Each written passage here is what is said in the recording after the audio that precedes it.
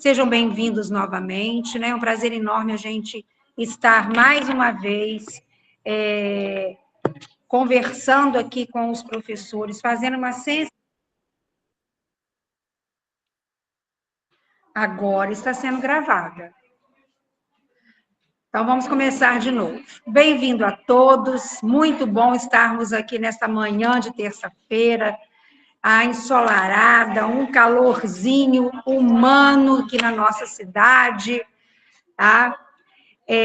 Nós temos, né, convidados para essa reunião, essa sensibilização, esse contato com os professores do segundo ano das nossas unidades escolares da Rede Municipal de Santo Antônio de Pádua, se faz importante nesse momento, porque na semana que vem nós vamos participar do nosso Avalia, que é o antigo Alfabetiza RJ, é a nossa avaliação diagnóstica, e nós faríamos um presencial com os professores, mas devido às trocas de cronograma do SAEB e muitas emoções que estamos vivendo nesse final de ano, para não tirá-los, né, das escolas e tornar mais fácil e mais acessível esse contato, estamos fazendo esse Meet.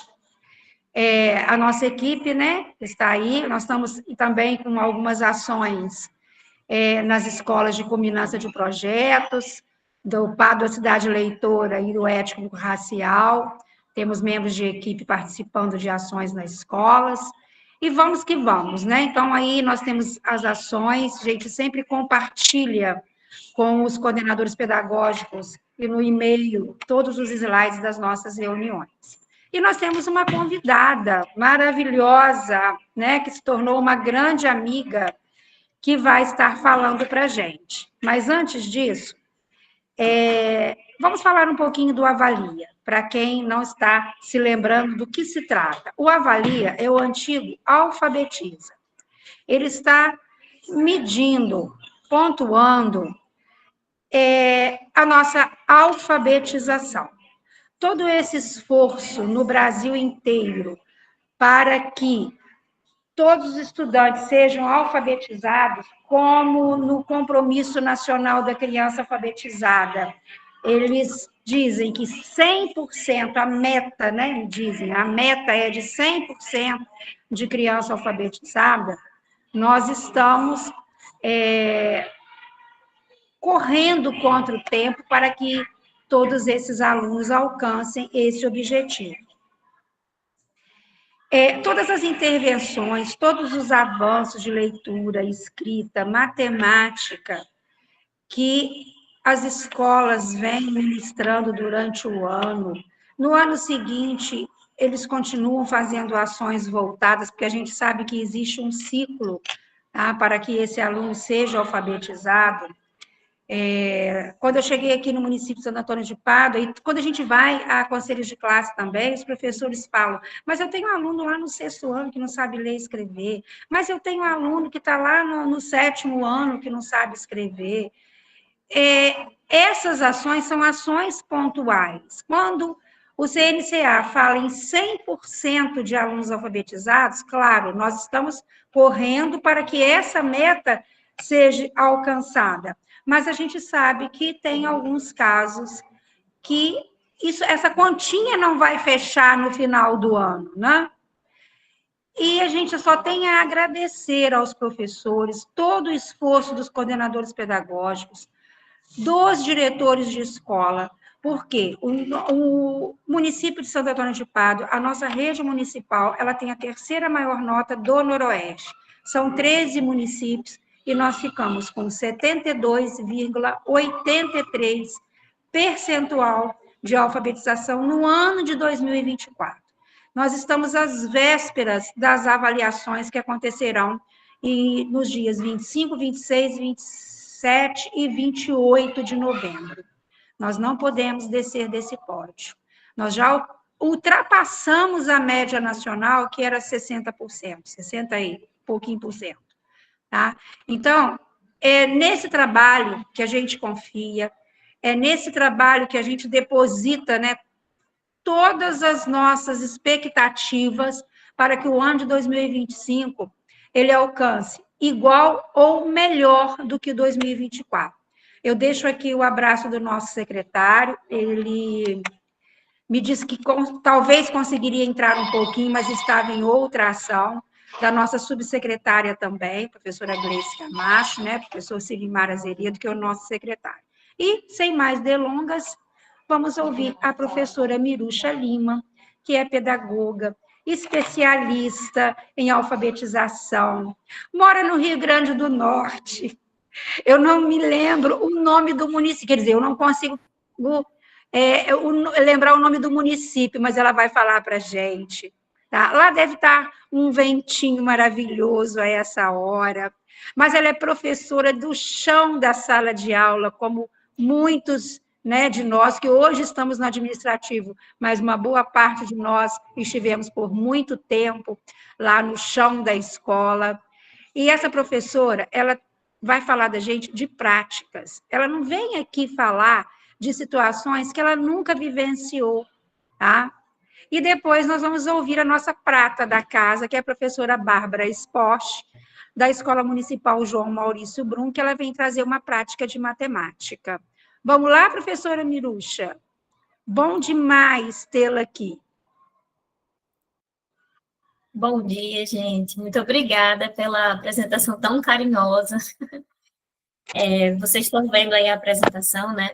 Eu vou tentar resumir o que eu preparei aqui para vocês, considerando todo o nosso contexto de professora, de alfabetização, de novembro já, né, nessa reta final, de avaliações.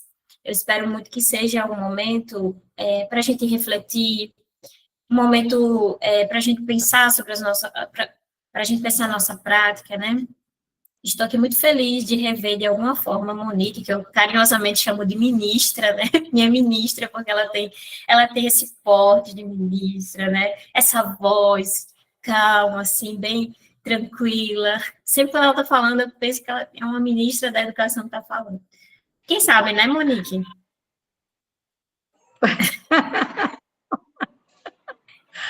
E eu também quero dizer para vocês que vocês podem interagir, tá? No chat, podem falar. Eu vou apresentar, mas de vez em quando eu volto aqui para ver o que vocês estão comentando, perguntando. Já já vocês vão entender como está a organização dessa apresentação. Vou colocar aqui tela cheia e vocês me confirmam se estão vendo em tela cheia.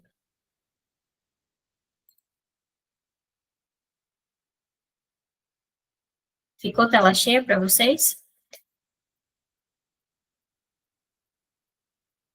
Ficou. Sim?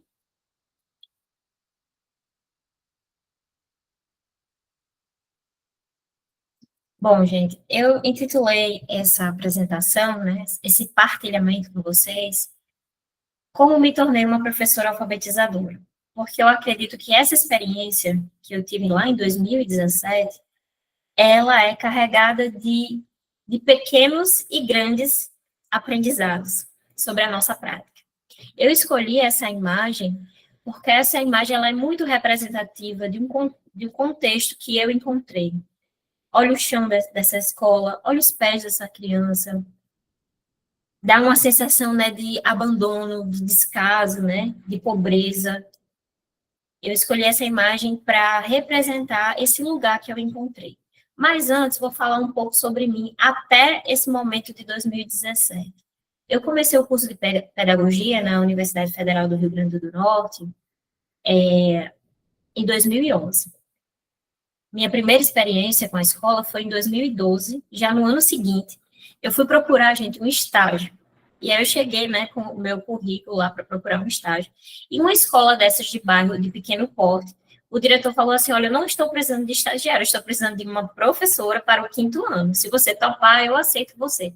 E aí eu não sei quem é que tinha menos juízo, né? Se foi ele de me aceitar uma pessoa completamente desconhecida, ou eu que aceitei a experiência de ser professora do 5º ano.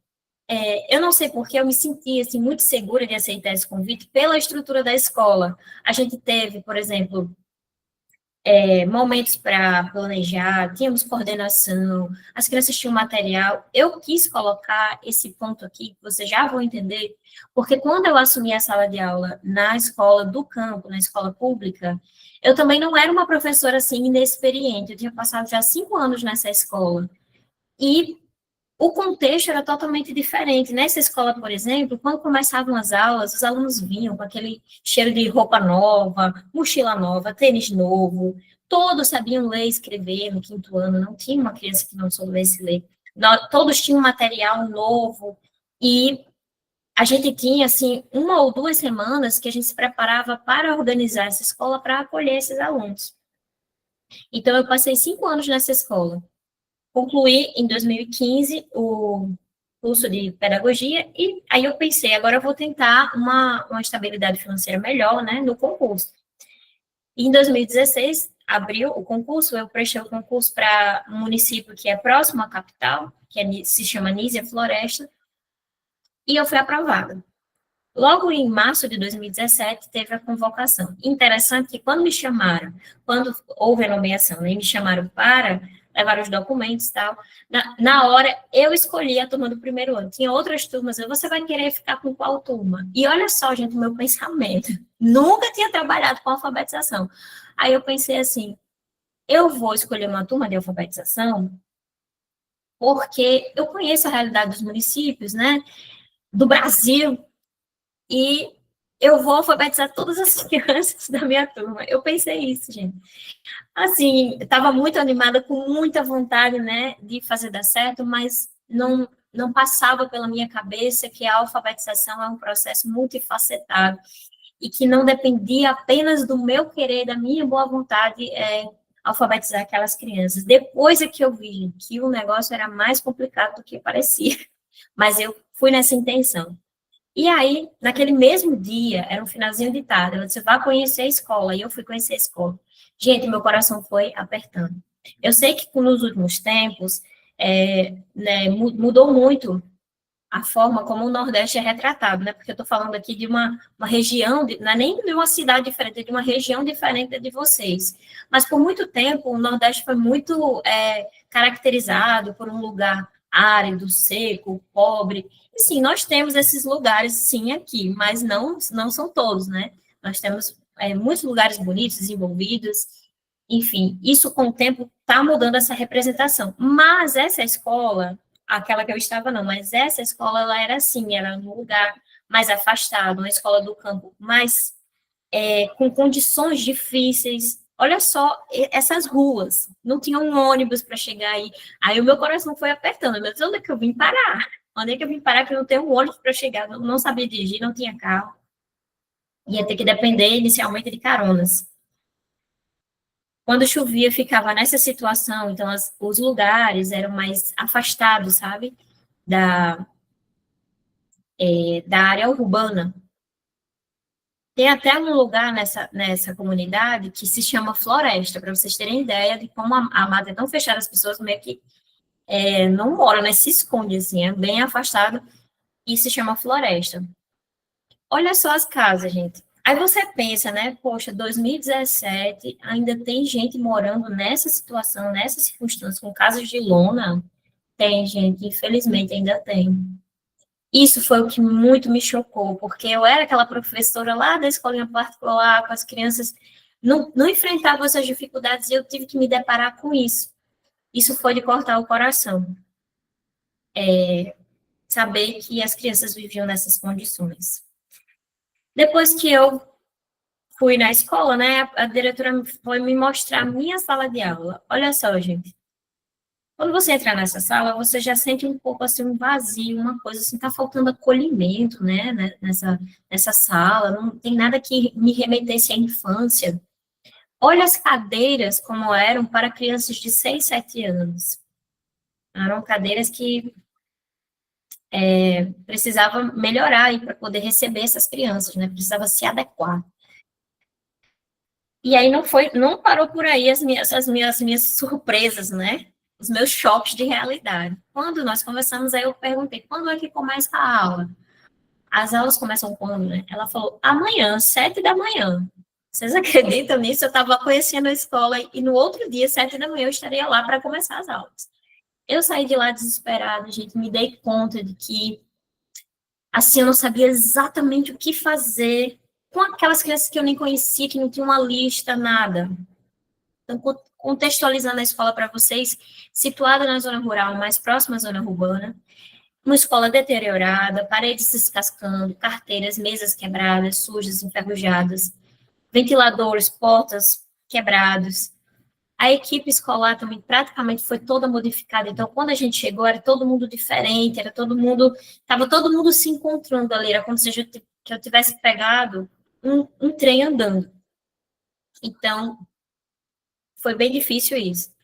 Não tinha também, nós não tínhamos coordenação pedagógica, a diretora era para tudo lá. Não havia atualização dos documentos da escola, estavam bem atrasados, de muitos anos atrás, PPP, regimento. Não havia também um pensamento, um direcionamento que unisse a escola. Eu até perguntei assim, mas qual é o entendimento da escola, assim, de como a criança aprende, o conceito pedagógico, né, o direcionamento pedagógico. Aí eu tive essa resposta, que é assim, cada um por si e Deus por todos. Nossa, mas essa pedagogia, não lembro de ter estudado ela, não.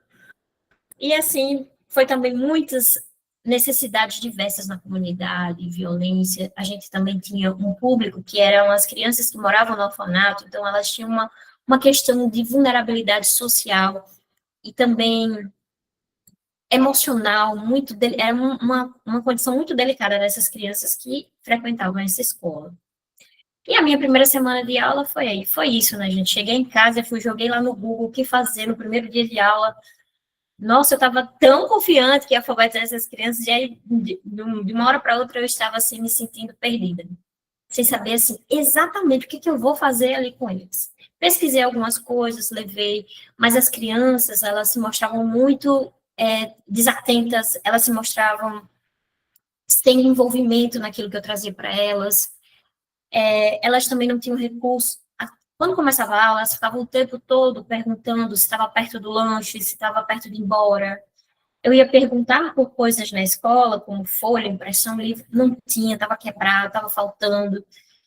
Gente, foi um desafio. Essas atividades, elas não mobilizavam as crianças. O que eu pensava não mobilizava as crianças. E quando eu ia procurar na internet, eu achava muito vago.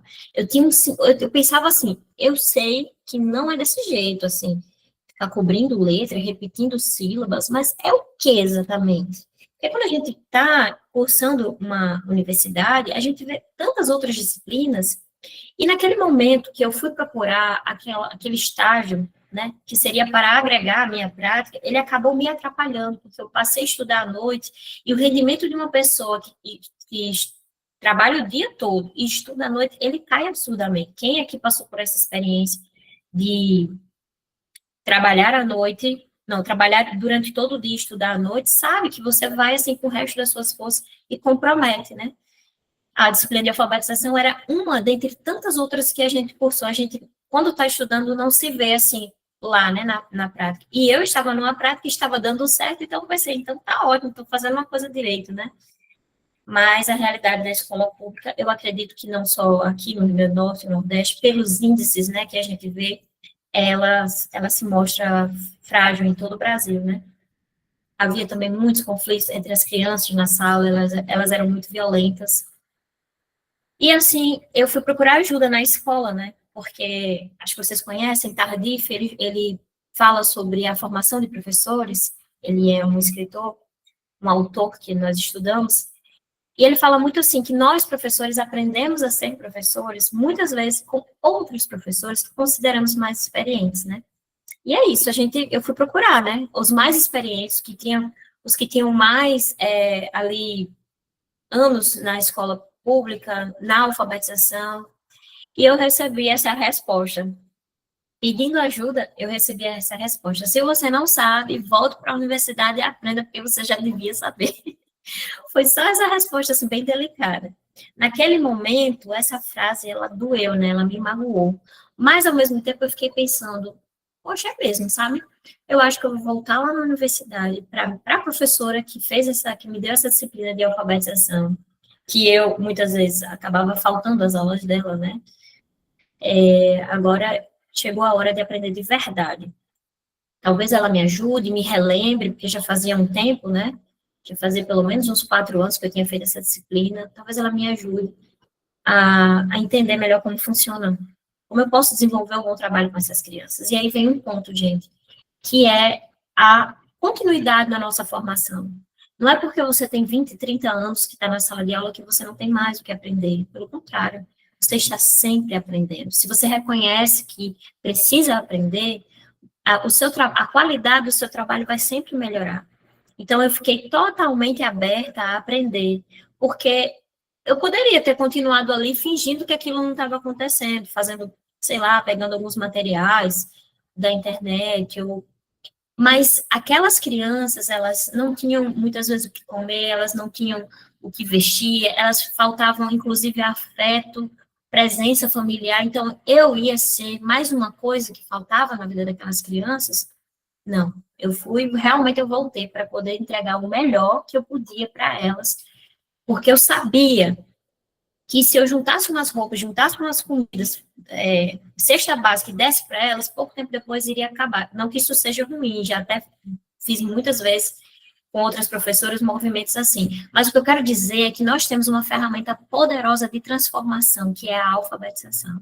Ensinar uma criança pobre a ler e escrever é como você abrir uma porta para ela caminhar para onde ela quiser, para ela voar, para ela ir onde ela quiser, para ela ser o que ela quiser.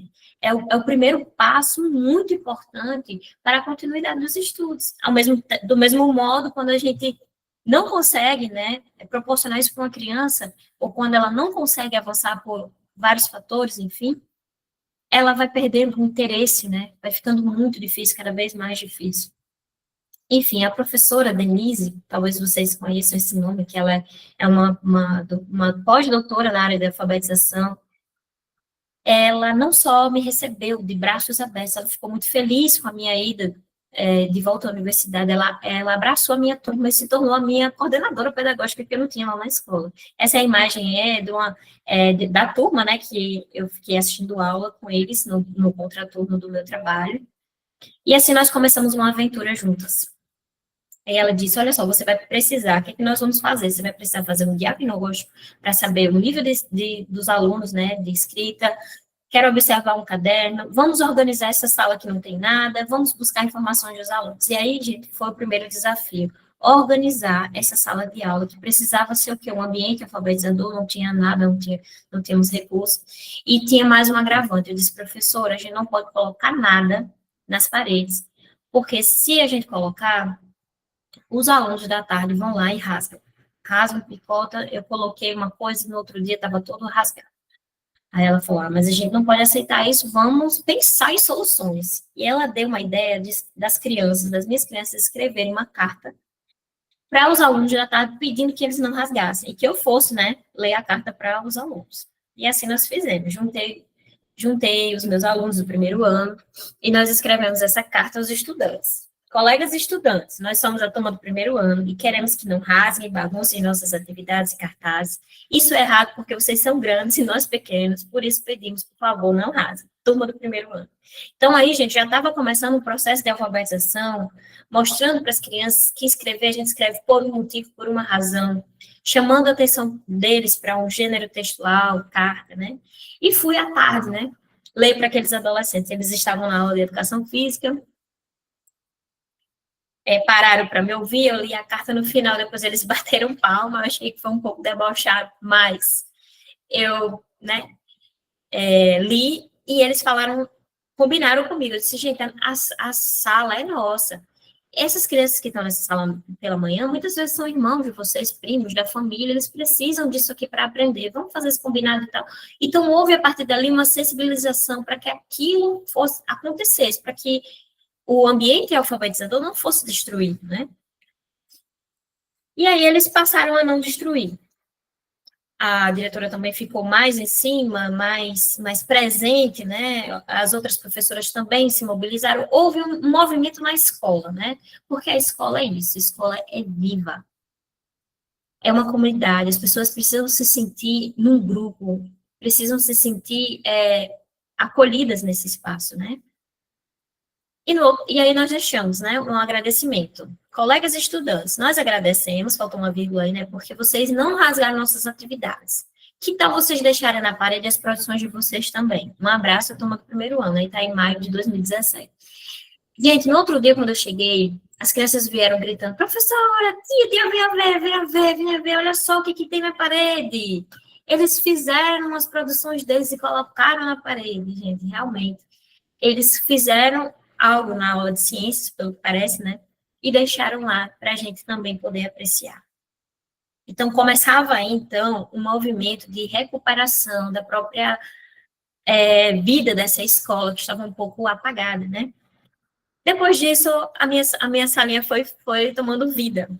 Eu olho para essa sala e faria coisas diferentes agora, depois de tantos anos, não só ensinando, mas estudando sobre alfabetização, né? Colocaria esse alfabeto mais embaixo, me preocuparia menos com essas cores, né? Eu acho que eu tinha uma preocupação muito grande que fosse assim colorido, chamativo, mas isso não é necessário no ambiente alfabetizador. Esses números, né, para ficarem mais visíveis, porque aí ele está como se fosse desenhado, né? O interessante é que ele esteja com aquela letra que fique bem mesmo padrão, né? Como aí o alfabeto poderia ser mais embaixo. Não faria também atividades com papel crepom, e eu coloquei lá em cima a atividade, colocaria mais para baixo, mas veja que um movimento já aconteceu. E esse movimento, eu olho para essa imagem e percebo que eu poderia fazer coisas diferentes, esse é um movimento constante da nossa vida de professoras alfabetizadoras. É o processo reflexivo da nossa própria prática. É olhar e pensar, acho que esse caminho que eu estou seguindo aqui não está funcionando, eu vou buscar outros caminhos. Não existe um método que ele seja assim, esse vai ser o método infalível. Gente, se existisse, né, não estaríamos nessa realidade. Se existisse esse método que ele não falhasse de jeito nenhum, não estaríamos nessa realidade, que a gente fica experimentando, tentando o melhor possível, né? E cabe sempre uma reflexão da nossa prática. Montamos os cantinhos com esse material reciclado, fui recolhendo os livros da escola que estavam espalhados, recebi amigas. E esse relato aqui, gente, ele é muito extenso, né? O nosso tempo ele é muito reduzido, mas para cada coisinha dessa, foi uma conquista que eu fui fazendo com as crianças. Vamos fazer uma roda de conversa para poder conhecer. Essas crianças não se mobilizam pelas atividades, mas quem são elas? Do que elas gostam? Quais são os seus interesses? O que elas fazem em casa? Só tem como descobrir isso através do diálogo, é ouvindo de verdade o que a criança tem para dizer, é percebendo, é estando lá por inteiro, sabe? Não tem como você conhecer aquela criança se você não estiver lá totalmente presente para ela. E aí, olha só quantas crianças, acho que eu tenho 28 alunos nessa turminha. E começamos uma roda de conversa, registrar a rotina para que ninguém mais ficasse perdido, perguntando que horas ia terminar, que horas a rotina foi fundamental. Passamos a realizar atividades com projetos, a partir dos interesses das crianças. O momento do lanche, que também não tínhamos, gente, eram 15 minutos para as crianças correr, brincar, e muitas vezes elas não conseguiam fazer nenhuma coisa nem outra. Então, nós dividimos um momento para que elas brincassem, um momento para que elas lanchassem, porque ainda pessoas acreditam que se a criança estiver brincando, ela não está aprendendo, é como se fosse assim, ela precisa ficar sentada numa fila, copiando, escrevendo, porque senão aquilo não é aprender, mas as crianças aprendem brincando, é possível, sim. Ainda mais crianças de 6, 7 anos, crianças do segundo ano também são crianças, né? Nós tivemos que fazer um trabalho assim intenso para mobilizar as crianças a escrever de forma livre, que elas não queriam, até choravam, desenhar, tirar o vício das crianças de pintar apenas um desenho pronto. É muito injusto, gente, querer que a criança tenha autoestima para desenhar e gostar do seu desenho se todas as vezes você der um desenho pronto para ela pintar. Porque ela vai comparar o desenho dela com aquele desenho pronto, aquele desenho perfeito que você pegou da internet. Então, não, eu não desenho bem, eu não sei desenhar. Por quê? Porque ela está comparando com aquele desenho. Então, é importante que a gente possibilite desenhos livres para as crianças. Momento da história, para ler, contar histórias para elas, e momento para que elas também tenho contato com livros diversos. Então, isso foi que durante um ano a gente foi tentando construir com as crianças, e é isso que precisa ter em todas as turmas que estejam em processo de alfabetização, especialmente primeiro e segundo ano. Nos projetos, nós fizemos um monte de projetos, mas eu trouxe aqui alguns, só 2 para vocês, como eu falei para vocês. Depois a gente pode marcar um outro momento, mas para falar de mais e mais coisas, porque se tem uma coisa que eu amo é falar sobre a alfabetização. Eu amo. Então, se vocês também gostam de ouvir sobre isso, né, me coloco à disposição.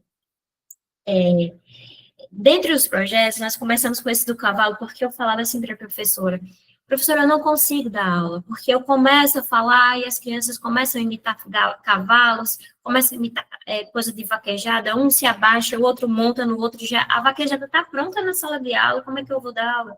Aí ela falou, Miruxa, então é isso, você precisa trazer essas atividades sobre os cavalos para essas crianças. E nós começamos. Vamos lá, pessoal, o que é que nós sabemos sobre os cavalos? Eles iam dizendo, quando está bravo, derruba pessoas, só gosta do dono, come milho. Elas foram dizendo que sabiam, o que queriam saber, e esse movimento permitiu que eu despertasse interesse das crianças no que a gente ia fazer, que elas participassem, falassem, despertando a curiosidade, e também foi uma ótima oportunidade para fazer um trabalho transdisciplinar, com ciências, com matemática, com a língua portuguesa. E nesse movimento de estudar sobre os cavalos, uma criança que tinha faltado alguns dias chegou e o outro disse, Gabriel, você nem veio, perdeu todas as atividades sobre os cavalos. Então, essa frase dita por essa criança, ela expressa envolvimento, ela expressa que ela estava gostando daquelas atividades, que ela sentiu que aquele outro perdeu, né, as atividades. Nessa atividade, esse aqui é um livrinho que daqui a pouco eu vou mostrar para vocês que fizemos no final do ano. Eles colocaram aqui o que aprendemos, como se fosse um resumo, né, do que aprendemos com os cavalos. E eles escreveram isso aqui. O que aprendemos sobre os cavalos? Eles dormem em pé, vivem perto de 30 anos. Nós assistimos a um filme bem bonito sobre cavalo, que foi o Corcel Negro. Um cavalo pesa 10 vezes Fernando. Essa informação, cavalo pesa 10 vezes Fernando, foi porque quando eu estava falando sobre o peso do cavalo, eu percebi que estava muito abstrato. Aí nós atravessamos a rua, que o posto de saúde era do outro lado da rua, pesei todas as crianças, a gente colocou o peso das crianças numa atividade de matemática para fazermos comparação de medida. Eu disse, olha só, gente, vocês estão vendo aqui o peso de Fernando? Um cavalo pesa 10 vezes Fernando. E eles nunca esqueceram isso e colocaram no resumo dos projetos. Esse outro projeto também eu trouxe porque uma característica dessa escola é que as crianças traziam muita comida para mim, frutas, né? Porque era uma região do campo, então eles cuidavam de sítios, granjas, e estavam sempre trazendo, assim, uma banana, coco, né? Tinha muito coco, jaca, frutas da época, e nesse dia eu ganhei uma jaca. Aí a criança veio com a jaca, professora, tá aqui a jaca que eu trouxe para você. No outro dia ele disse, professora, a jaca estava boa? Eu disse, estava. Aí ele olhou para mim com uma expressão assim, para minha barriga, né? Como é que ela comeu essa jaca e a barriga dela não ficou grande? Ele pensou, né? E isso, gente, me acendeu que ele não estava entendendo o que acontecia quando a gente come. E aí começamos um projeto para onde foi a jaca que a professora comeu. Eu peguei essas coisas, tinham na escola, televisão, som, trouxe para a sala, trouxe um vídeo sobre o sistema digestório. Veja que esses já são outras camadas, né? A gente está trabalhando aí ciências, junto com a língua portuguesa. Fiz esse corpo humano para a gente pensar, isso aí já é uma atividade de leitura. Qual dessas palavras aí você acha que é boca? Aí ele vai pensar na palavra, colocar, estruturar ali, para a gente entender como é que funciona. Fizemos um texto coletivo, olha só que lindeza a produção das crianças. Uma sala de alfabetização precisa ter o trabalho das crianças nela. E não existe coisa mais linda do que ver as próprias crianças, elas apreciando suas produções e a dos colegas. Às vezes eles chamam até as crianças de outra turma para poder mostrar o que eles fizeram. E veja que lindeza a produção de texto do primeiro ano, coletiva, eu sendo escriba e as crianças falando, e eu indo ajustando, né? O que acontece quando a gente come? Quando a gente come, começa pela boca, mastigando bem a comida. Depois ela passa pelo esôfago, que parece um tobogã, e cai no estômago, que parece uma piscina quente. Ela fica bem molinha e segue seu caminho pelo intestino. O que é bom vai para o nosso sangue e o que não é vira cocô e sai pelo bumbum. Mas nem tudo que é ruim sai do corpo, por isso algumas comidas deixam a gente doente. Um primor, né? Aproveitando que estávamos falando sobre comida, eu também fiz uma receita culinária. E também, gente, mais um momento de aprendizado. Veja que as crianças não estão com papel, as crianças não estão com lápis, mas ali estamos aprendendo. Eu estou mostrando. Gente, o que vocês acham que está escrito aqui nessa embalagem? Margarina, professora. Margarina, vamos ver essa letra aqui. Que letra é essa? Q. E margarina se escreve com Q? Pensei, ó, margarina se escreve com Q? Não. Então, gente, porque esse nome aqui é Quali. É a marca dessa margarina. Ah, e aí fui mostrando os outros ingredientes, eles foram ali prestando atenção. Depois nós colocamos a mão na massa, fizemos o bolo.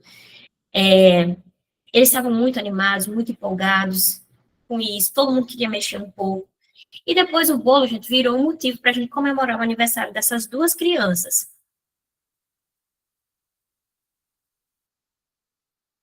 Eu escolhi também esse projetinho porque mais uma coisa chocante, essa criança não, o menino, né, Léo, ele não sabia que era o aniversário dele. E assim, eu fiquei muito tocada com isso, porque eu até fui lá nos documentos dele, será que eu acertei mesmo? Porque, será que eu não me confundi? Mas era realmente aquele dia do aniversário dele, ele não fazia ideia, completando 6 anos. Aquilo me doeu demais, mas ao mesmo tempo eu pensei, que bom, né, gente, que eu tô aqui, que eu tô comemorando esse aniversário com ele, porque se não tivesse esse momento, não teria momento nenhum. E aí a gente comemorou o aniversário com o bolo que fizemos. As crianças aproveitaram para escrever cartões. Mais uma vez, motivos para escrever. Escrever para quê? Para quem? Ele colocou aí, essa criança colocou felicidade. Aí eu fui e disse, por que tem um S aqui em cima? Aí ele disse, não é um S, professora. É um 5, olha. Felicidade. 5. Aí o que fofura. E assim tivemos outras atividades, como eu falei para vocês, vou falar novamente, né, que o tempo não dá para dizer, outras atividades que envolviam também atividade escrita, com recorte de encarte de panfleto de supermercado, aqueles encartes, né? Eu fiz muitas atividades escritas também, mas eu tive que fazer um recorte para falar aqui com vocês de coisas que eu considero importantes na prática, né? Uma outra coisa que mexeu muito comigo é que eu, como professora, eu passei a entender que não é só o que eu sei que vai interferir no processo de aprendizado. Muito do que eu sei. Lembram que no começo eu percebi que eu não dominava aquilo ali da alfabetização para poder chegar lá e ensinar aquelas crianças, aí eu fui atrás de estudar isso. Então, esse é um movimento que precisamos sempre. Nós, professoras alfabetizadoras, precisamos dominar essa área do conhecimento. E eu fui atrás disso, eu queria dominar para que as crianças tivessem aulas melhores, né? Mas isso também não é só isso que envolve. Existem outros fatores, e um deles, gente, é essa questão da afetividade. Se você não quer bem aos seus alunos, não é que a gente vai trabalhar por amor, mas precisa ter amor, sim. Precisa querer bem essas crianças. E eu tinha uma criança muito violenta, simplesmente ela batia em todas as crianças, batia do nada, batia constantemente. E aquela situação estava me afligindo. Eu fui chamar a família e a madrinha chegou para mim e falou: olha, ele bate muito, ele está muito violento, porque ele presenciou o assassinato da sua própria mãe. A mãe dele foi morta na sua frente. E a pessoa que atirou na mãe dele, ele ainda chegava a ver, porque era um menor de idade, acabou que a situação não deu em nada. Assim, não houve uma prisão, algo assim. Gente, aquilo ali me destruiu de um jeito, porque o que eu, professora, né, podia ler 1000 vezes Magda Soares, podia ler Emília Ferreira, Ana Teberossi, o que é que todos aqueles conhecimentos naquela hora, eles me serviriam de quê? Sem afeto, sem amor, sem empatia, sem eu olhar para aquele ser humano, para aquela criança passando por aquilo. Vocês entendem? É um conjunto de coisas é uma profissão muito difícil, desafiadora, porque ela nos atravessa como gente. Eu poderia chegar e dizer assim, está aqui, gente, o meu e-book, o meu livro, faça desse jeito essa receita de bolo aqui que todos os alunos vão ser alfabetizados. Ah, quem dera, né, gente? Não tem como, porque eu sou um ser humano lidando com outros seres humanos. Aí atravessa a subjetividade, atravessa, nessa minha situação, nesse meu contexto, atravessa a fome, atravessa a família, atravessa, no caso dessa criança, uma dor de saudade, de tristeza, enfim, eu percebi naquele momento que aquilo era maior do que eu, mas o que eu poderia fazer como professora? Acolher, enxergar, ouvir, estar ali disposta. Então, eu trouxe uma história que falava sobre morte, e no final, pela primeira vez que eu terminei, eu comecei a conversar com as crianças sobre morte, né? Gente, é tão difícil, né, perder uma pessoa que a gente ama. Aí ele, pela primeira vez, falou, e ele começou a chorar, como se fosse um choro entalado ali, né? Eu sei que vocês já passaram por situações, se vocês estão trabalhando em escolas, vocês passaram por situações semelhantes a essa. Ele começou a chorar, chorar, e disse, professora, eu perdi a minha mãe. Gente, o que eu poderia fazer naquela hora, né? Tão difícil. Aí me veio à mente assim, olha, eu sei que você está sofrendo muito, e que você é uma dor que eu não posso imaginar, mas vamos fazer um combinado? Toda vez que você sentir muita vontade de bater em alguém, de bater assim, que vier uma raiva incontrolável dentro de você, você vai me procurar e vai me abraçar, tá bom? Vai passar. Era o que veio na minha mente dizer para essa criança. E ali, no meio da aula, a gente estava, às vezes, fazendo uma brincadeira, um bingo, ele corria para me abraçar, que ele fincava, assim, as mãos, sabe? E a gente ficava ali uns instantes naquele abraço. E sabe o que aconteceu? Ele foi a primeira criança que aprendeu a ler nessa turma. Eu sempre me emociono quando eu lembro disso, porque no final ele disse, professora, obrigada por me ensinar a ler. E ali eu entendi tudo, que a nossa profissão, ela só sabe quem tá, né, gente? Só sabe quem tá na sala de aula, só sabe quem vive. Para mim, valeu tudo a pena naquele momento que ele disse aquilo e que ele conseguiu lidar melhor com aquela emoção. Muitas e muitas coisas aconteceram, né? Não dá para resumir um ano, assim, acho que até já passei do tempo. Mas, no final do ano, nós fizemos um livro que, esse que eu li uma partezinha, um capítulo para vocês, que as crianças produziram. Eles fizeram um momento de autógrafos. Olha que linda a capinha do livro.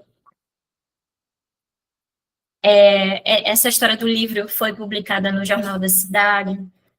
A professora Denise foi conhecer esses alunos pessoalmente. Está aí ela no canto direito da foto. Ela contou a história para eles, eles ficaram muito felizes com a visita. E depois, o que mudou? Bom, a escola foi reformada, vieram os dias de glória, né, gente? Nessa imagem dá para perceber a parede, o chão, né, diferente, as carteiras, as crianças receberam fardamento, receberam material, a gente conseguiu se organizar melhor com recursos para a escola, então passou a ter mais coisas. A gente também conseguiu se organizar como professores e coordenação e gestão, isso é muito importante. A alfabetização não é um compromisso só da professora que está na sala de aula, é um compromisso da gestão, do coordenador, do diretor, todos precisam estar unidos nesse movimento. Conseguimos um movimento também de atualizar os documentos, as matrículas que não eram feitas na escola passaram a ser feitas, inclusive a gente passou a ter um secretário na escola. Essa experiência toda que eu contei algumas partes para vocês, ela se transformou numa pesquisa de mestrado que analisa narrativas da professora alfabetizadora que sou eu, né, que em breve eu vou defender, e também esse mergulho intenso dentro da alfabetização me proporcionou estar em outros espaços, formando outros professores alfabetizadores também. Foi assim que eu conheci a Monique lá na formação que eu faço aqui no Rio Grande do Norte com os professores daqui, e aí recebi o convite para fazer uma participação na formação em Itaperuna, né? Para finalizar as minhas palavras, eu escrevi algumas coisas do coração para vocês. De todas as profissões que existem, eu posso dizer que sem a nossa, nenhuma poderia ser. A gente se prepara na universidade, mas é ali, no chão da escola, que a gente aprende de verdade. Até porque o saber e as muitas teorias só servem se também houver envolvimento, sensibilidade, magia. Entre os desafios, dores e agonias, a gente se agarra na esperança e nas pequenas conquistas de cada dia. Tem dias que a gente se questiona: eu estou fazendo certo? Será que isso é para mim? Em outros, a gente se orgulha. O menino aprendeu que coisa boa foi por causa de mim. Fácil não é não. Mas eu continuo por uma razão. Eu ainda acredito na educação. Acredito que ensinar é também uma missão. Quando uma criança aprende por causa da gente, acredite, tudo pode ser diferente. Esse é o nosso superpoder que move uma nação. Onde um professor estiver, de alma e coração, ali haverá transformação. Muito obrigada, gente, pela escuta de vocês. Nossa! Vamos esperar aí, né, as manifestações.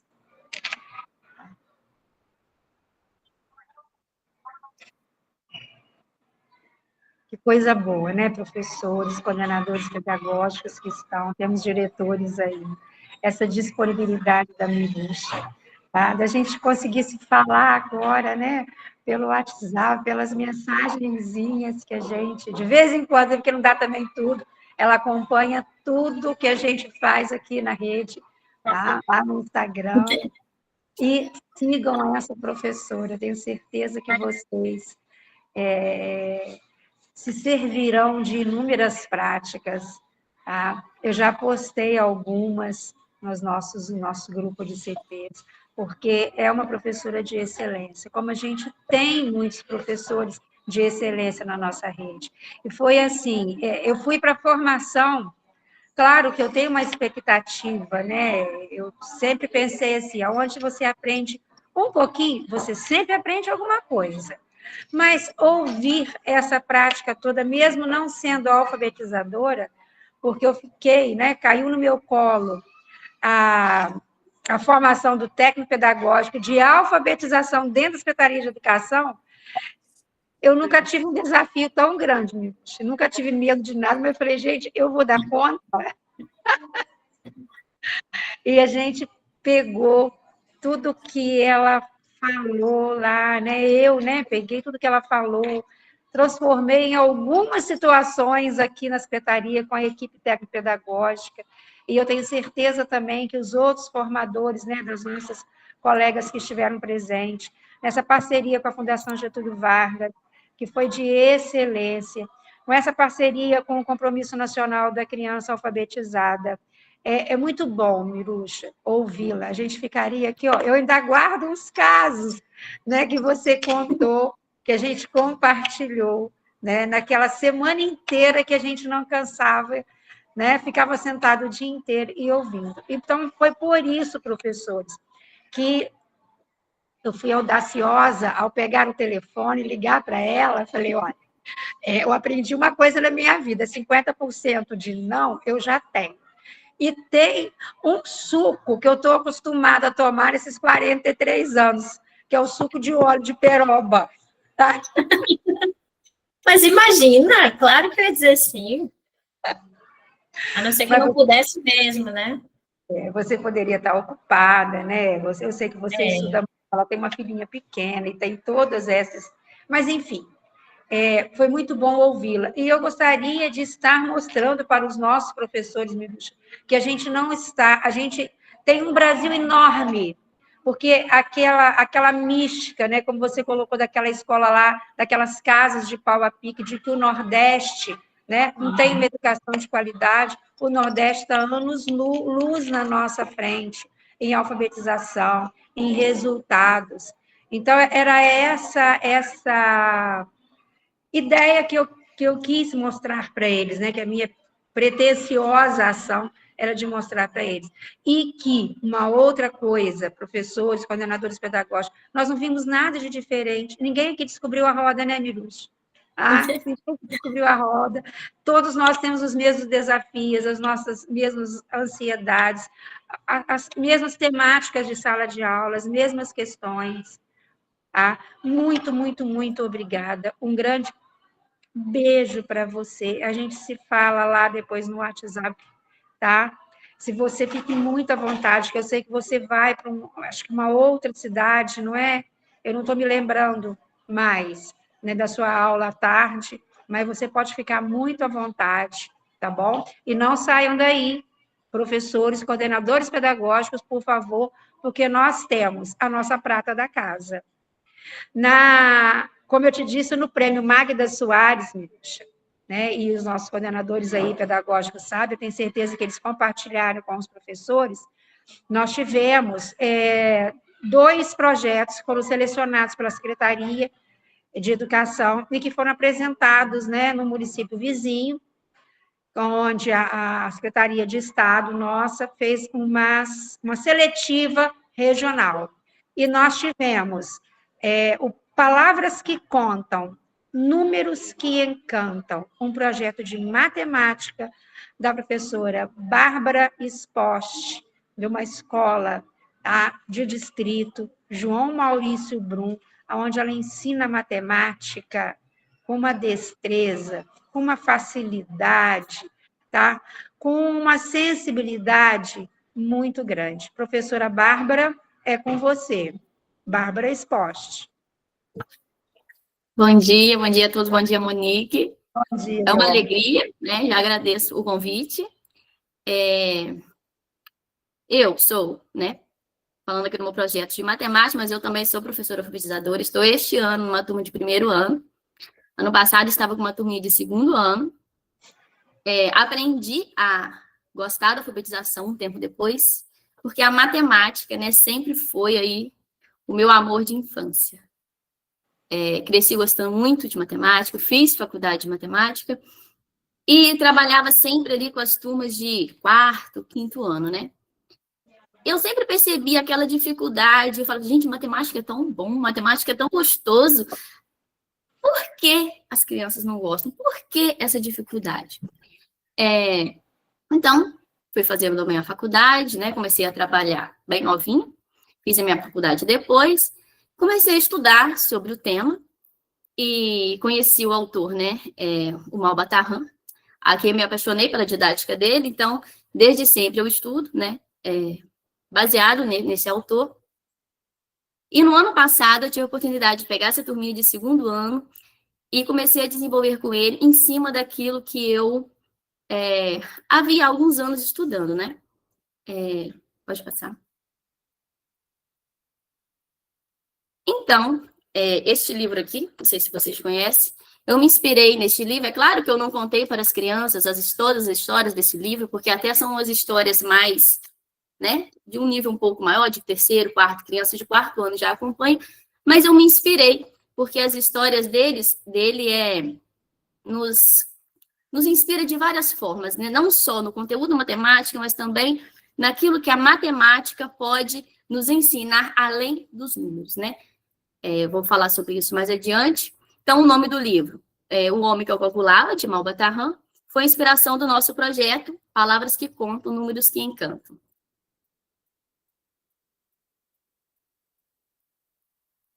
Então, esse projeto, né, ele nos mostrou na prática que a matemática ela pode ser aprendida com encantamento, com muita estratégia, né, conhecendo o que a matemática é, como que ela funciona, e com muito significado para as nossas crianças. Antes de falar do meu projeto em si, de forma como eu trabalhei, antes de falar da prática, eu tenho sempre o costume, né, aprendi com uma professora, que a gente precisa mostrar aquilo que antecede a nossa prática. Toda prática ela tem uma concepção que lhe antecede. Mesmo que não esteja ali explícito, né? Toda ideia ela tem um porquê, ela tem um como, ela tem um porquê, ela existe, né? Então, falando o que a matemática é, né? Segundo a BNCC, né, o que nós já conhecemos, todos vocês conhecem, a matemática ela envolve, né, aritmética, envolve álgebra, envolve geometria e a estatística e probabilidade. Se voltarmos e pegarmos Sócrates, ele dizia que a matemática ela serve também para desenvolver a inteligência, né, para fortalecer o nosso espírito e nos tornarmos mais engenhosos e mais habilidosos. Ele tem uma frase que ele fala que aquela pessoa que ela tem muita dificuldade em várias coisas ali da vida, né, nos seus estudos, Se ela se dedicar à matemática e aritmética, ela vai se tornar uma pessoa mais inteligente, ele usa essa palavra, porque a matemática ela tem o poder de desenvolver o ser humano em vários âmbitos, né, em várias questões. Malbatarran, ele dizia o seguinte: a matemática é uma disciplina que ela nos ensina a enfrentar dificuldades com perseverança, né? E é papel do professor ensinar com clareza, com entusiasmo e com consciência dos valores. Eu tinha separado aqui uma frase dele.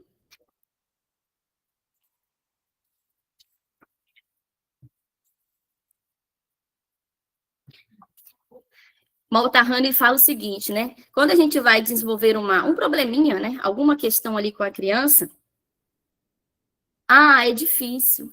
Tia, eu não quero, né? Então, a matemática, o que a gente pode fazer? O que o professor deve fazer, né? Incentivar o aluno, você vai desistir? Não, você consegue, você é capaz, né? Então, o mestre insiste, procure esclarecer o jovem, repete com outras palavras, muda, né, o vocabulário, procura palavras mais fáceis.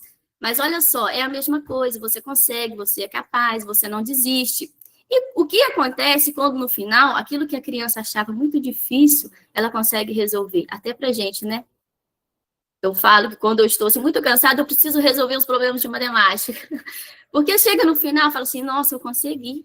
Achava que era difícil, mas eu fui capaz, eu consegui. Então, a matemática, ela tem esse poder de mostrar para a criança que ele pode ir além, de que ele consegue desenvolver aquilo que ele achava impossível. Então, né, aí o Malbatarran destaca 4 valores muito importantes da matemática, que é, né, a sua utilidade na vida prática, a gente não vive sem usar os números, né? Um apoio para todas as disciplinas, a gente vê matemática para estudar geografia, para estudar física, para estudar química, para estudar biologia, e a matemática, e esse aí foi o tópico aí do nosso projeto, como disciplina mental, né? E também como educação moral. Agora eu vou falar breve sobre cada um desses tópicos.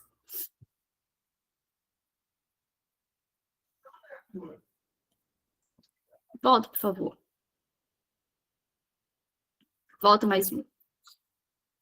Isso.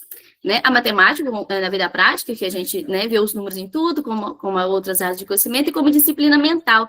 A matemática, ela nos ensina a pensar com exatidão, a perceber delicadas formas de pensamento, que se eu por aqui não foi, mas eu posso tentar ir por aqui, né? E também desenvolve neles os hábitos de trabalho mental, né? Um grave erro que a gente pode cometer, né, diz Malbatarran, é quando a gente limita a matemática a resolver problemas, né, e exercício de números. A matemática vai muito além, né, de tudo isso aí. E a matemática, como educação moral, ela contribui, né, para a nossa formação, para a formação do nosso espírito de modo geral. Eu vou contar aqui uma breve história para ilustrar essa questão, que a matemática ela pode envolver os quatro tópicos, né, vida moral, vida prática, mental.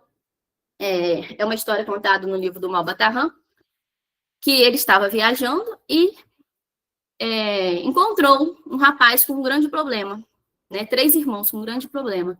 Eles tinham recebido uma herança. Eles tinham 35 camelos para dividir com os 3. Mas a forma como o pai havia deixado para a herança ser dividida era a seguinte: um ia receber a metade, o outro ia receber a terça parte, e o outro ia receber a 9ª parte. Mas se a gente pegar 35 camelos, a gente não consegue fazer essa conta. Um fica com 1 e pouco, o outro com, né, um fica com 3 e pouco, o outro com 11 e pouco, fica ali com meio camelo e a conta não fechava. E o Malbatarran caminhava com um companheiro, e esse companheiro tinha um camelo. Então ele falou o seguinte: vamos cá que eu vou resolver o problema de vocês. Você me empresta o seu camelo. Então agora nós teremos 36 camelos. Na divisão anterior, né, eles ficavam com 17 e pouco, eles ficavam ali com metade de camelo. Então, com 36 camelos, o que vai acontecer? Preste atenção. 36 dividido para 2, um vai ficar com 18. 36 dividido para 3, um vai ficar com 12. Um fica com 18, um fica com 12, 36 para 9 fica com 4. Vocês não podem reclamar que vocês ficaram no lucro, porque um ficaria com 17,5 e ficou com 18. O outro com 11,5 ficou com 12. O outro ficaria com 3,5 e ficou com 4. Mas se a gente somar 12, 18 e 24 e 4, não dá 35, dá 34. Então tem 2 camelos sobrando. Um a gente devolve que a gente pegou emprestado. O outro fica para mim como pagamento e eu resolvi o problema de vocês. Então, aí, o que a gente pode observar? Resolver um problema da vida, né, da vida do dia a dia, um problema que precisava ser solucionado. Ele resolveu mostrou que o problema tinha solução e ele foi justo, né? Ele ensinou que a matemática, as coisas vão ser divididas de modo justo através dos cálculos, então ninguém ficou com menos do que devia, ficou ainda com mais, e né, a justiça a gente devolve o que a gente pegou emprestado, a gente não pode ficar para a gente porque não era nosso, e eu resolvi um problema de vocês, eu tenho o direito ali de receber um pagamento, e tem um sobrando, vai dar confusão, não vai dar para ninguém, eu fico com esse como forma de pagamento. Então, o problema dele foi solucionado. Pode passar. Então, aí, a gente observa que a matemática, esses 4 pontos, eles convergem, né, para uma única coisa. Nesse exemplo do Maotahan, né, nós temos aí, ele ensinou a justiça, a divisão correta, a honestidade, a transparência ali no cálculo, né, não tem como, a matemática não nos permite fingir um cálculo que não existe, fingir uma outra resposta, não tem como. E o respeito ao outro, né, cada um, resolvemos o conflito e cada um ficou com o que lhe era devido. Então, todos esses pontos, tudo envolvendo a matemática, ela converge para um único ponto, que é a educação humana de forma integral, né? Então, agora, que nós falamos um pouquinho, né, da nossa concepção pedagógica, da nossa prática, o que antecede a nossa prática, e, pode passar, o nosso projeto, ele foi focado aí em 2 pontos, né, que é a aritmética, que é uma turminha de 2º ano, então, o conhecimento numérico bem profundo e bem concreto, e a matemática aí como disciplina mental.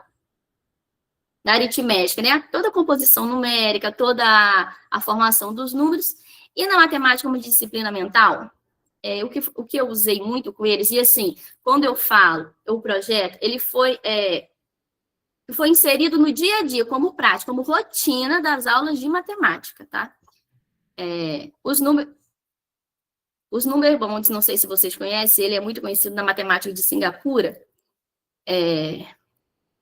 Quando a gente estuda a decomposição do número, né? Então, a gente começa ali no 1º ano, com os números até 10, que existem várias formas de se ter o 10, né? Como 7 mais 3, como 6 mais 4, como 5 mais 5, ensinando as crianças a fazer eles próprios essa decomposição ou achando um valor que esteja faltando ali. Por exemplo, se tiver o 7, qual é o outro valor que está faltando?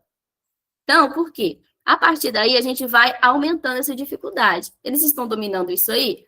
Vamos passar para a casa da dezena, números até 20, né? Vamos aumentar. Para a gente chegar aonde? Eles dominando, né? Esse vai e vem dos números, a gente consegue chegar ao cálculo mental um pouco mais complexo, que para a gente, que às vezes a gente faz muito rapidamente, mas a gente pega uma criança, talvez, de 10 anos, que poderia fazer isso muito bem, e eles têm uma dificuldade enorme. Então, quando vem isso de pequenininho, né, quando chegar no 4º, 5º ano, eles fazem isso com uma destreza muito grande. Deixa eu passar. Esse cálculo aí, né, de mental de rotina, sem depender muito de papel, né? Vamos ensinar eles a fazer de cabeça. Sair daquele ponto de que resolver a matemática, resolver os probleminhas, né, ali do nosso, que vem nos livros, aqueles probleminhas básicos que nós estamos acostumados. Tirar disso aí. Às vezes, sem o papel, sem nada. Só mentalmente mesmo, né? Então, aí, o uso dos number bonds, o cálculo mental na base 10. Um exemplo aí, né? 22, quando a gente começa de pequenininho, quando chega, por exemplo, no 3º, no 4º ano, a gente quer que a criança consiga fazer isso aí. 22 é 20 mais 2, 17 é 10 mais 7, 20 com 10 é 30, 2 com 7 é 9, 39, né? E a contagem ali, principalmente numa turminha de 1º e 2º ano, ela fez muita diferença nessa turma, porque a gente, no final no 2º semestre, a gente vê ali tabuada com eles também, né? Então, contamos de rotina desde o 1º bimestre, de 1 em 1 até 30, depois vamos subindo até conhecer os números até 100. E agora vamos partir para contar de 2 em 2. 2, 4, 6, 8, 10, 12, 16, 18, 20. Agora vamos de trás para frente. 20, 18, 16, 14. Eles fazendo, né, isso com muita facilidade, vai e volta. Quando chegou na tabuada, o que aconteceu? Era muito fácil para eles, né? Porque toda ali, os números, né, que embasava a tabuada, ali no caso, nessa turminha, eu trabalhei com eles a contagem apenas de 3, até de 5 em 5, né, de 2 em 2, 3 em 3, 4 em 4, 5 em 5, que era uma turminha, né, de segundo ano. E na tabuada, então, eles tiveram ali, foi muito perceptível a facilidade que eles tiveram na hora de memorizar a tabuada ali até 5.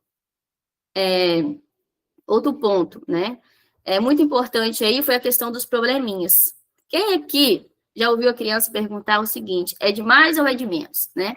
Trabalhei muito com turma de 5º ano, e eles me perguntavam isso no 5º ano, e eu falava, não é possível. Quando você fala isso, Bárbara. Não é possível, 5º ano é de mais ou é de menos? Isso, né, na verdade, a gente pode falar que é um vício de linguagem, né, que as crianças veem que é muito bom tirar no 1º ano. Esse ano eu estou com a turminha de 1º ano, então já tirei lá no início. Falei, não, vamos lá, vamos perguntar diferente, vamos pensar matematicamente, né? Você perdeu? Não aceito essa pergunta. Você perdeu? Ou você ganhou? Aumentou, né? Vamos mudar a forma de perguntar. Então, assim, eles criaram um hábito, porque tudo na vida é um hábito que a gente cria. Então, se eles, né, se as crianças crescem com o hábito de perguntar se é de mais ou de menos, isso gera até um certo bloqueio. Mas vamos pensar adiante, além. O que a gente pode pensar aqui nessa matemática, né? Então, hoje, né, eu observo, eles não me perguntam. Quando eles vêm, tia, continha, aumentou aqui, né, tia? Diminuiu, né?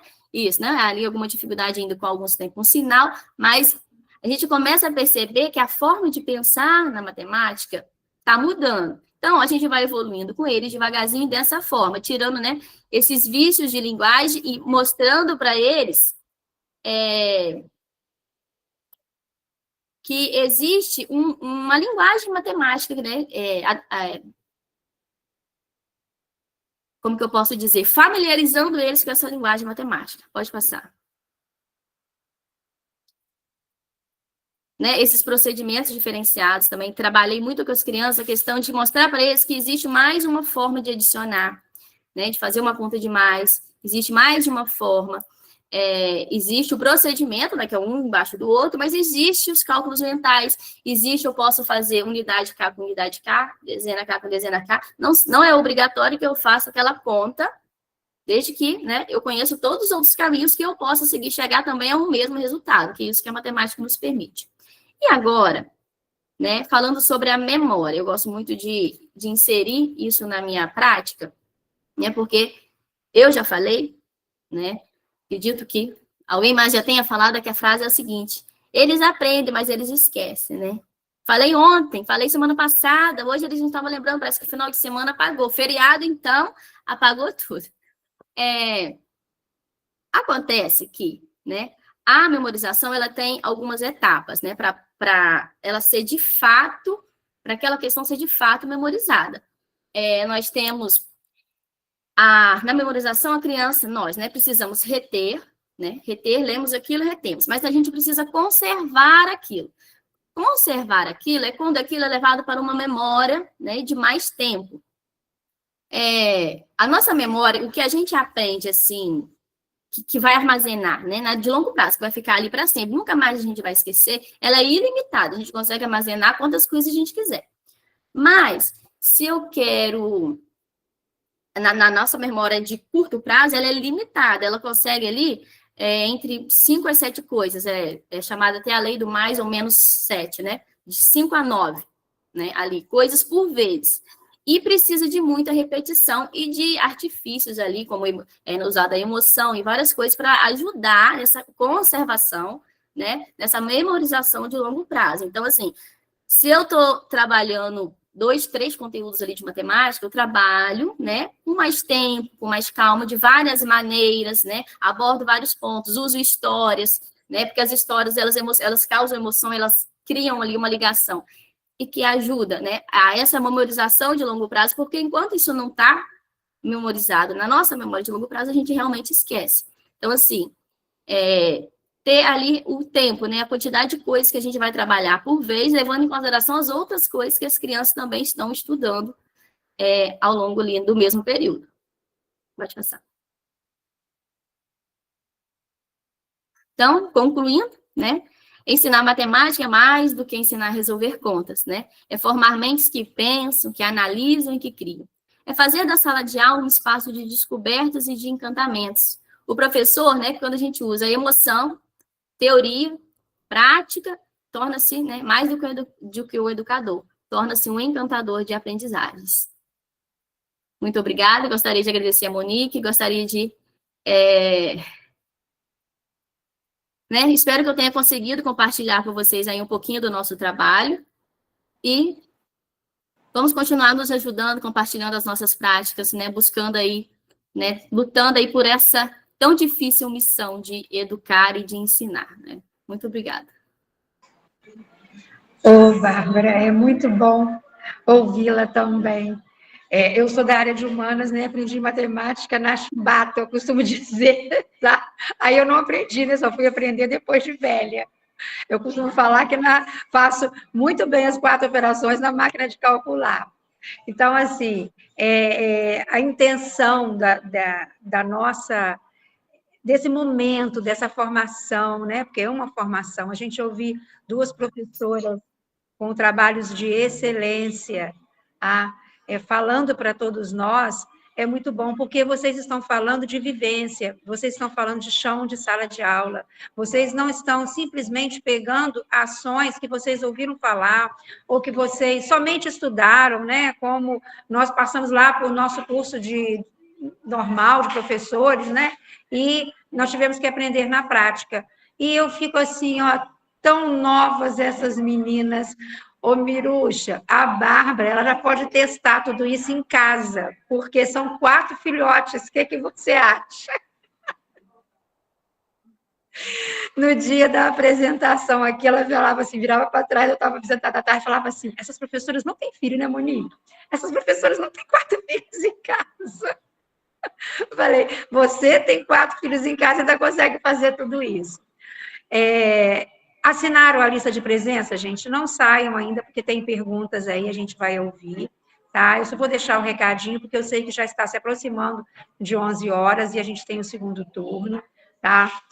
Nós vamos vivenciar na semana que vem as avaliações do Alfabetiza, como nós abrimos aqui essa nossa reunião, essa nossa formação, falando da importância, tá? Porque se o professor diz assim, eu não gosto de ser avaliado, essa avaliação, essa prova não define o que eu faço, tá? Sinto muito informar, mas define sim, tá? E a política de educação do nosso país, ela está voltada para essas ações. Não adianta a gente falar que faz tudo bonito, não adianta a gente manter a sala de aula, né? Professor Paulo, já está chorando aí, mas professor Paulo, por favor, nos ouça. Eu tenho certeza que o senhor se emocionou aqui. É um professor novo, igual vocês, meninos, de 2º ano. Você precisa de ver que delícia de ouvir também ele falando para as crianças. Mas, enfim, as avaliações, elas vieram, sim, para mostrar justamente o trabalho que a gente está fazendo. Não é só ficar entre nós.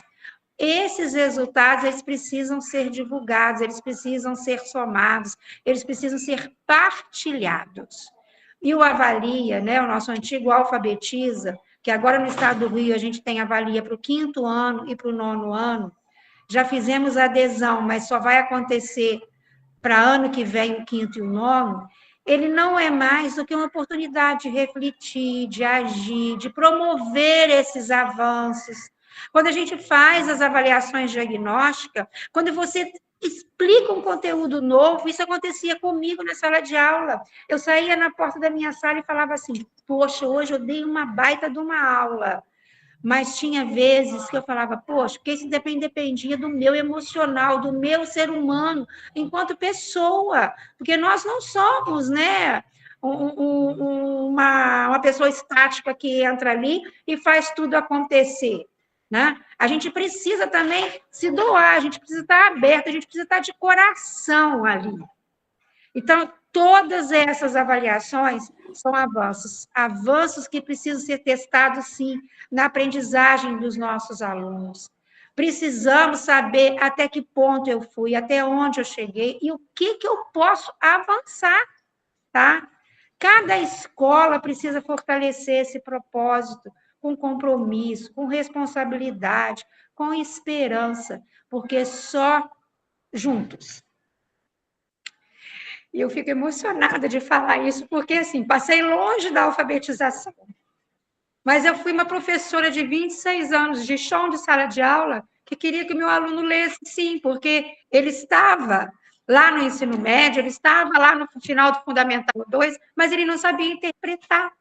Então, quantas vezes eu apaguei a luz, sentei no chão com eles e fazia uma penumbra, porque eu apagar a luz para ficar uma coisa mais aconchegante, para fazer com que essa educação fosse sendo construída com qualidade, tá? Com capacidade de transformar vidas.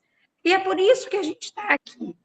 Nós não estamos aqui para poder dizer eu faço melhor, você faz, a escola é A, é B, é C. Nós estamos aqui numa rede, numa grande rede, tá? Numa rede de intercâmbio. Olha só, nós estamos no pezinho do noroeste do estado do Rio de Janeiro, lá em Minas e no Espírito Santo, né? Na pontinha do estado do Rio de Janeiro, conversando com uma professora lá do Rio Grande do Norte, tá? Com que ela tem práticas parecidas com as nossas, traz mensagens maravilhosas para nós. A Bárbara, que está ali no distrito, tá? De Boa Nova, fazendo um trabalho de excelência. Primeira vez que eu fui lá, o nosso secretário, que era diretor da escola estadual, fez um mapa para mim chegar na escola. A escola é na rodovia. Eu falei, gente, eu não acredito. Mas só quem conhece o nosso secretário, ele é Bárbara, vai entender como que ele é minucioso, como ele é cuidadoso com todos nós. Então, assim, Bárbara, meninas da equipe pedagógica, muito, muito obrigada por estarem aqui. Coordenadores pedagógicos, professores, que venha o Alfabetiza, o Avalia de 2025. Mirucha e Bárbara Espoche. A minha gratidão eterna, tá? Fiquem com Deus. Não se esqueçam de assinar a lista de presença. Alguém quer fazer alguma pergunta? Aí depois eu já me despedi, fiquem à vontade, tá? Grande beijo.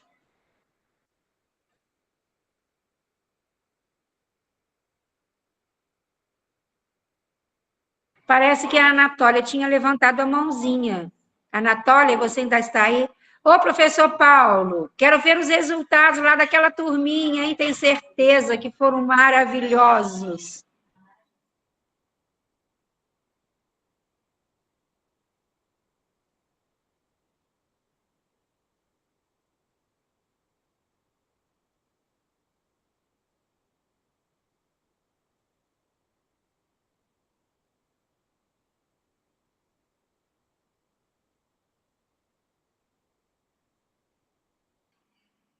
Professores, coordenadores pedagógicos, as meninas estão aí, olha, aproveitem, tá? Depois entrem lá no Instagram da professora Mirucha, vocês vão ter excelentes práticas lá, ideias, trocas, né, professora? A professora Bárbara também tem muito que contribuir. Ficamos aí, né, nesse momento ainda, estou por aqui, fiquem muito à vontade. Um grande beijo, uma boa terça para vocês. Fiquem com Deus.